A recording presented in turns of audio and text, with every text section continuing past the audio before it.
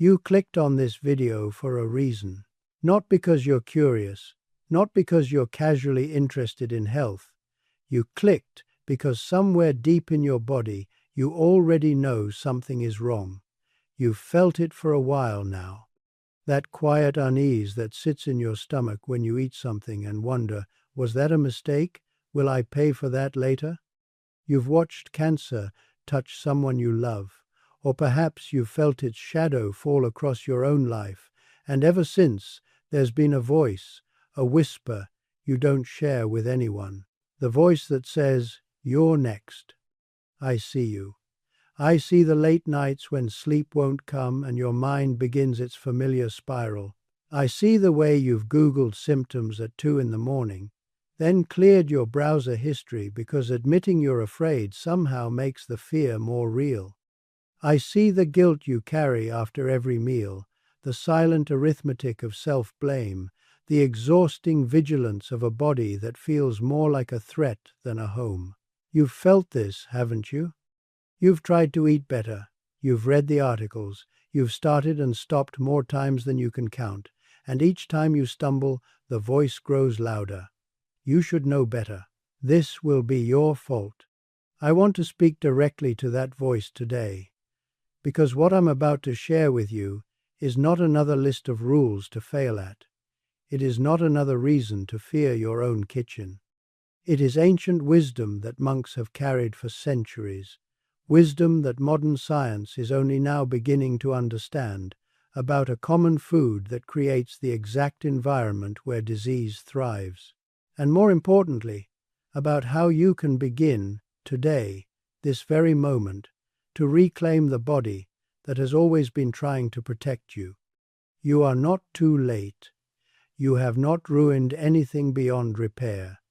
And by the end of our time together, you will understand something that will change not just how you eat, but how you live. Let us begin. Before I name this food, I must first speak to something you have carried silently, something that weighs on you in ways you may not even recognize anymore because it has become so familiar. You have been told so many things. Eat this, don't eat that. One study says yes, another says no. One expert promises this fruit will save you, another warns it will destroy you. And somewhere in this noise, somewhere in this endless contradiction, you stopped trusting your own body. Isn't it so?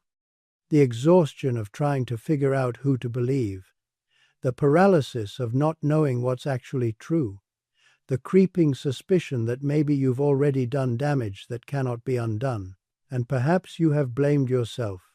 Perhaps you have looked at your choices, the convenience foods when you were too tired to cook, the sugar when you needed comfort, the meals eaten standing up because there was no time to sit, and you have felt guilt, you have felt fear, you have felt the quiet terror of not knowing if you are slowly harming yourself while the world tells you everything is fine. I want you to hear this clearly. This confusion is not your failure. You are not weak for being overwhelmed. You live in a world designed to mislead you. A world where the thing that harms you is dressed in bright packaging and called food. A world where convenience is marketed as care and profit is disguised as nourishment. You are not broken for being confused. You are awake enough to know something is wrong. And that awareness, that discomfort that brought you here tonight, that is not weakness. That is wisdom trying to reach you. And if cancer has touched your life, if it has visited your own body or the body of someone you love, then you carry a weight that few speak of. The weight of wondering, could I have done something? Could I still? The weight of watching and waiting and fearing and hoping all at once. You have permission to set that weight down, not because the questions don't matter, but because carrying them in your body only adds to the burden. What I'm about to share with you is not about blame. It is about clarity. It is about finally seeing what has been hidden in plain sight. So let me speak plainly now. Let me name what you have felt but could not see. The food I speak of is refined sugar, and its many disguises. High fructose corn syrup, processed sweeteners. The white powder that lives in nearly everything packaged, everything convenient, everything that promises quick comfort and delivers slow cost. This is not new information to you, is it? You've heard sugar is bad, you've read the warnings. But what you may not have understood is why ancient monks, centuries before microscopes and laboratories, refused to touch it. They called certain foods dead, foods that no longer carry life force, foods that take from the body rather than give to it. Sugar in its refined form is precisely this, something that was once alive, a plant, a root, stripped of everything living until only the ghost of sweetness remains. And here is what modern research now confirms, what monks observed through the simple wisdom of paying attention. Cancer cells consume sugar at rates far beyond healthy cells. They are hungry for it. They need it to grow. You create with every spoonful the exact environment in which disease thrives, acidic, inflamed, flooded with insulin, starved of the oxygen that healthy cells need and cancer cells fear. You have been feeding what you fear most. You know this in your body, don't you? You've felt the difference between a meal that gave you life and a meal that took something from you. The body always knows. It has always known. Does this make sense? But I do not want to speak to you only in the language of laboratories and research papers. I want to tell you a story, because stories live in us longer than facts. They change us from the inside. There is a story told in the villages of old India, passed from farmer to farmer, though its truth belongs to all of us. A young man inherited 2 fields from his father. They were identical, same size, same soil, same potential. The only difference was their distance from his home. One field lay just beyond his door. The other required a journey, a walk through the valley each morning. Now, if you inherited 2 fields, what would you do? You would tend them equally, yes? You would give them the same care, the same attention, the same nourishment. But this young farmer was busy. He had a wife, children, a life full of demands, and so he made a practical decision. The field close to home he would feed with whatever was convenient. The merchants who passed through the village sold him processed feed, quick solutions, bags of powder that promised growth without effort. It was easy, it was cheap, it saved him time. The distant field he could not reach as often. So when he did visit, he brought only what he could carry from the land itself. Composted leaves, natural manure, water from the stream. Nothing processed, nothing convenient, just what the earth had always known. For years, both fields produced crops. The farmer congratulated himself on his efficiency. The convenient field required so little effort, and still it grew. Perhaps, he thought, the old ways were unnecessary. Perhaps the merchants were right. But slowly, so slowly he almost didn't notice, the convenient field began to change. The soil grew pale.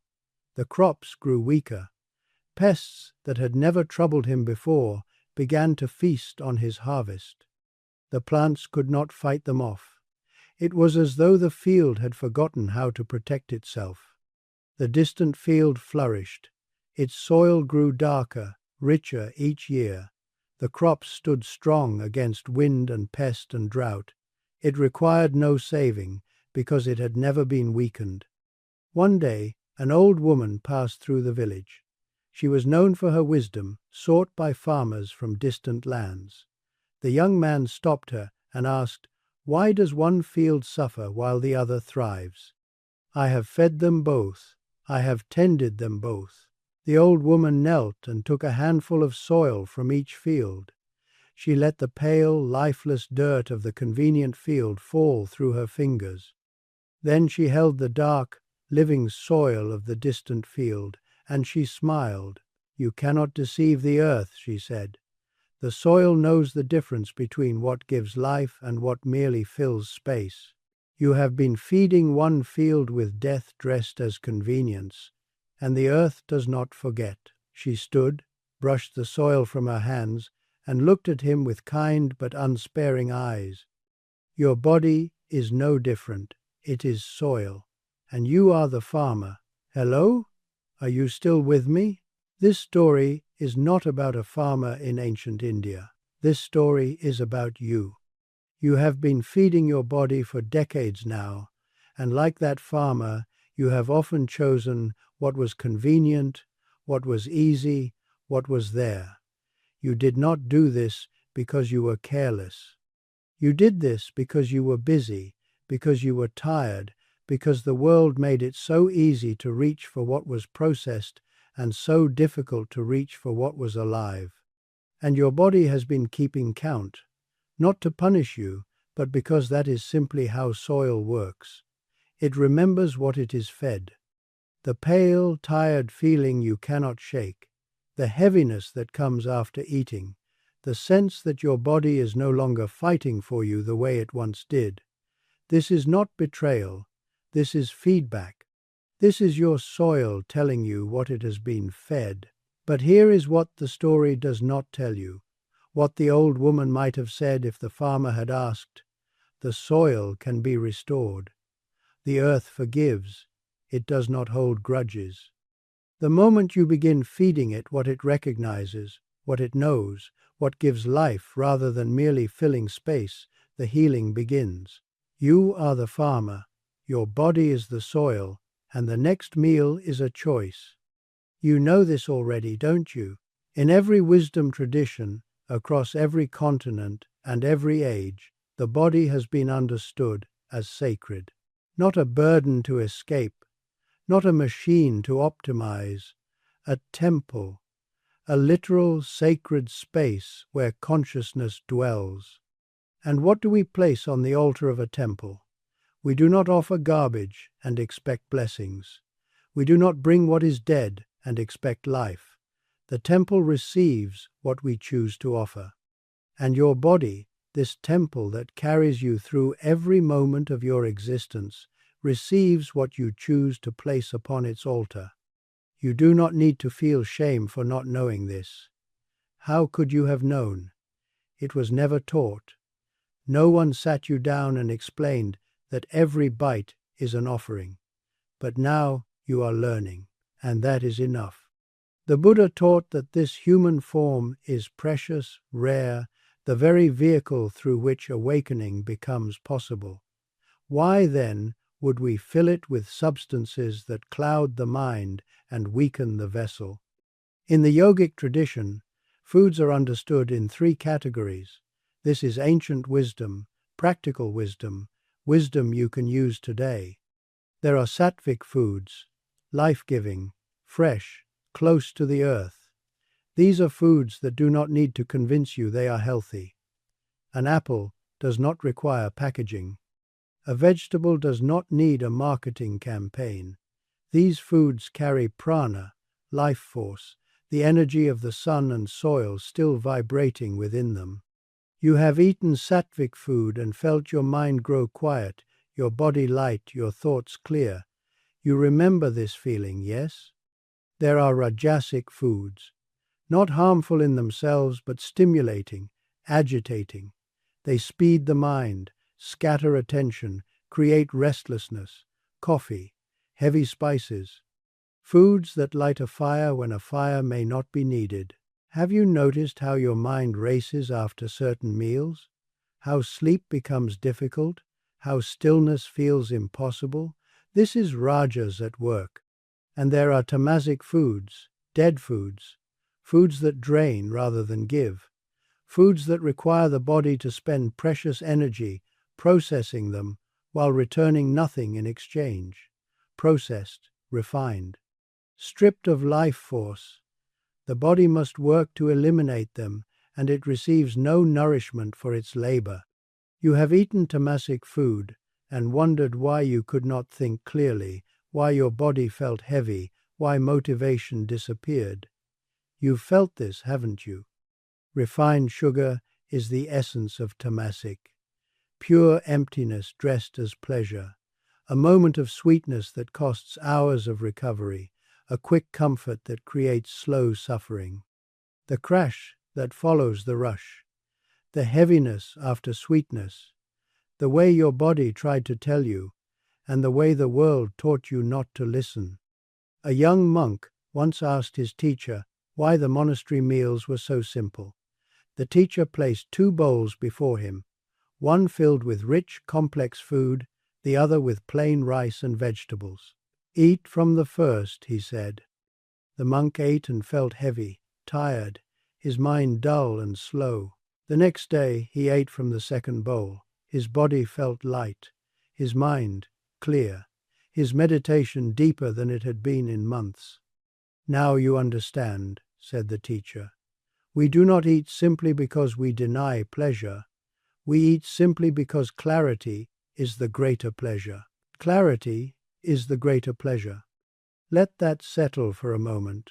Not the sweetness on the tongue, the lightness in the body. Not the rush of sugar, the steady flame of real nourishment. That is the pleasure worth choosing. What if you have been chasing the wrong pleasures? What if the sweetness you reach for is actually stealing the sweetness of your life? What if the energy you borrow from sugar is being taken from your future self? This is not about restriction. The monk's path is not deprivation. It is liberation. Liberation from being controlled by cravings you did not choose. Liberation from feeding what harms you while believing it nourishes.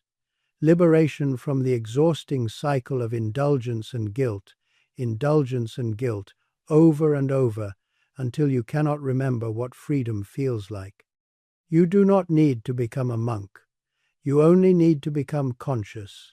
So how do you begin?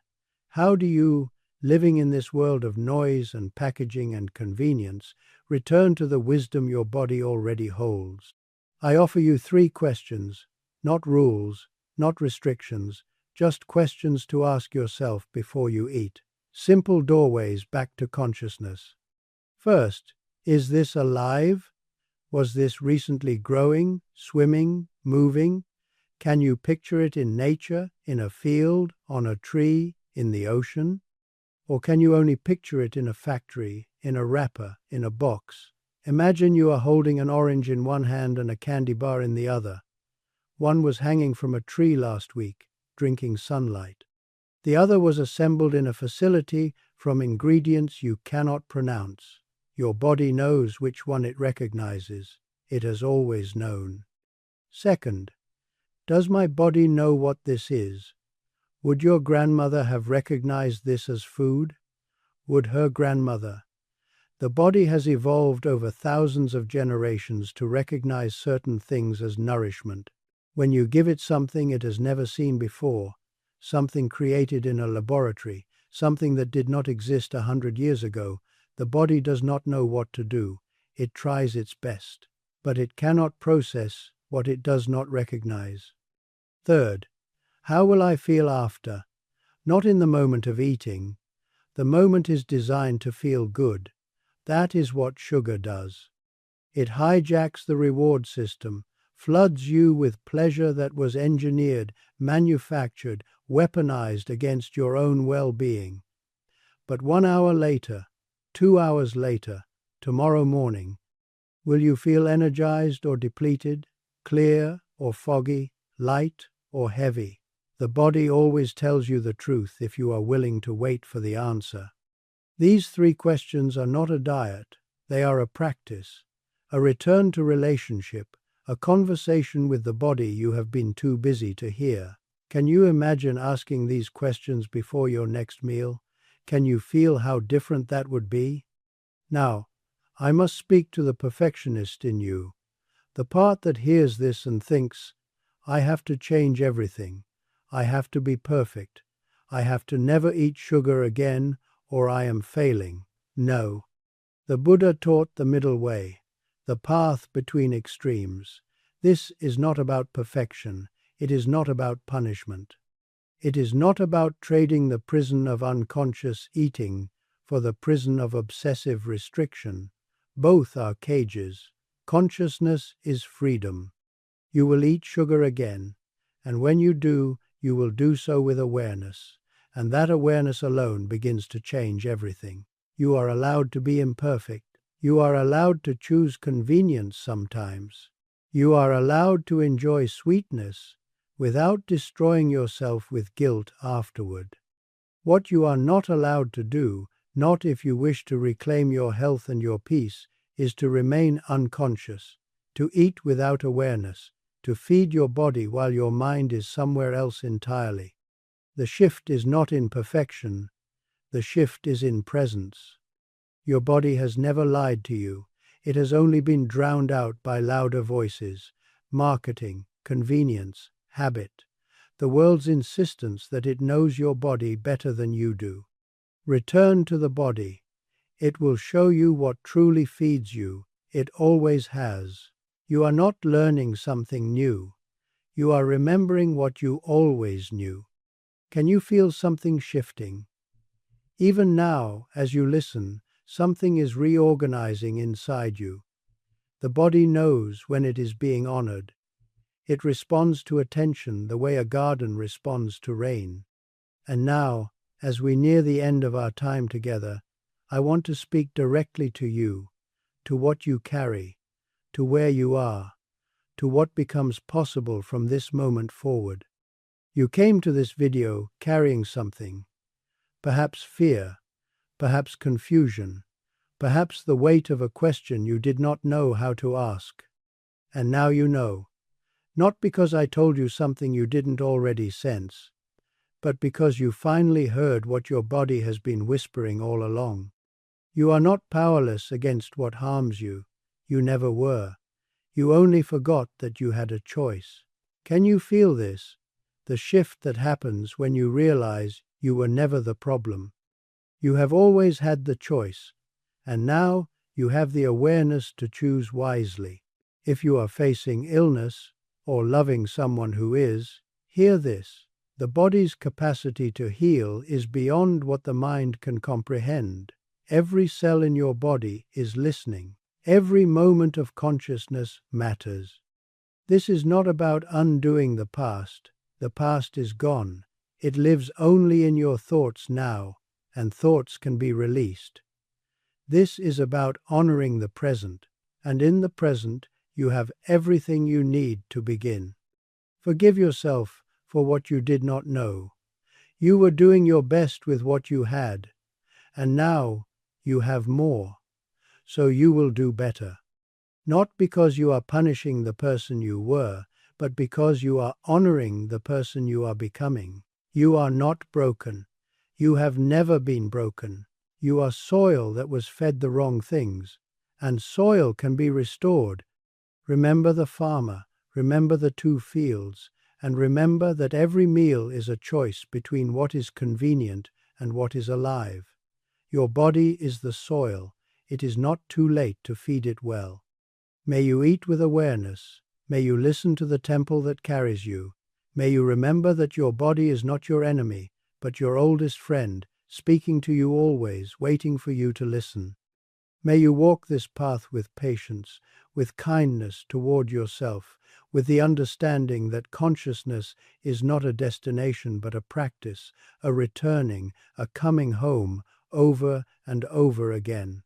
Go gently, begin small, and trust the wisdom that brought you here today. If this spoke to you, if you feel something shifting in your chest right now, write the words, "I am the farmer," in the comments below. Let me know you were here.